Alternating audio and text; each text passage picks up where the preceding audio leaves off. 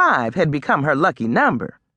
That was Sierra's thought as she climbed into the back of the taxi.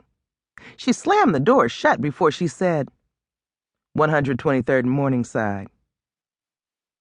The turbaned gentleman gave her a cautious glance, and Sierra knew what he was thinking.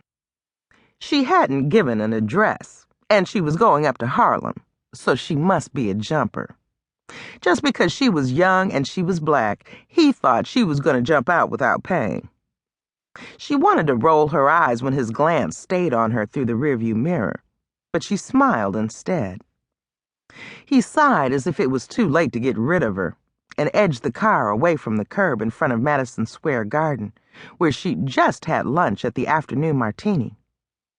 From the way the man mumbled, Sierra wondered if he was praying or if he was cursing her out. Well, he didn't have to worry about her jumping. She had way too much class, and she was in a spectacular mood. It was the number 5 that had her feeling this way. You ladies are still at the top of the gospel charts.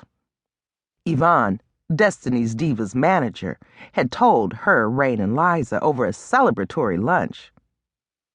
Love Unlimited is hanging tough, still number 1.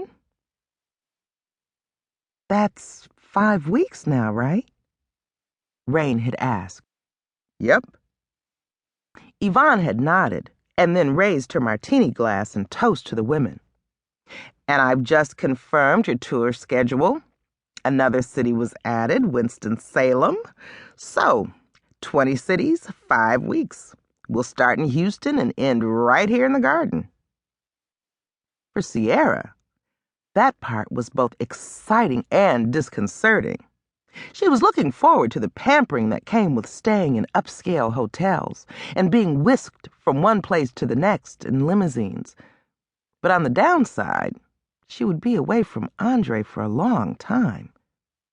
As the cab rolled up 8th Avenue, Sierra pulled out her phone to check to see if she had any messages from him. Nothing. So she clicked over to her Twitter timeline. But as she scrolled through the updates that she'd missed in the last 10 minutes, her mind was on the love of her life. This wasn't the best time to be leaving. Not with her birthday coming up in a week. She was going to be 25, 5 days after Valentine's Day, and Andre was about to propose to her, though Sierra wasn't sure if he was going to do it on Valentine's Day or wait for her actual birthday. He hadn't exactly shared his plans, but he'd given her a boatload of clues letting her know what was coming. Like the hint he gave her a few weeks back, the two of them were bumping arms and shoulders and legs while they jockeyed for position inside her bathroom, which had only enough square footage for 1.5 people at a time. Baby, we need a house, he'd said as he smiled at her through the cracked vanity mirror. Really? We? She'd repeated, wanting to make sure she'd heard him right. He nodded. Uh-huh, with lots of bedrooms and bathrooms. He laughed. Sierra's heart had almost stopped beating. The only time a man talked about a house was when he was ready for a wife. That's what her mother had told her. Hint number 2 came a couple of days later, when she was at his apartment, and she'd noticed that the pictures were down. Finally. The pictures that had been the bane of their relationship. The pictures of his ex-fiancée who'd broken off their engagement just a few days before Sierra and Andre had met. How many fights had they had about the photographs that Andre still had on the living room mantel? Whatever the number, the conversation was always the same. Why do you still have pictures of her? Sierra would ask. I already told you I'm not taking down pictures of my mother.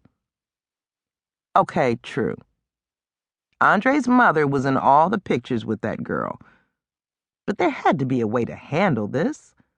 Sierra wanted Andre to either get new pictures of his mother or grab a pair of scissors and get to cutting out old girl, a project she would happily take on if he wouldn't.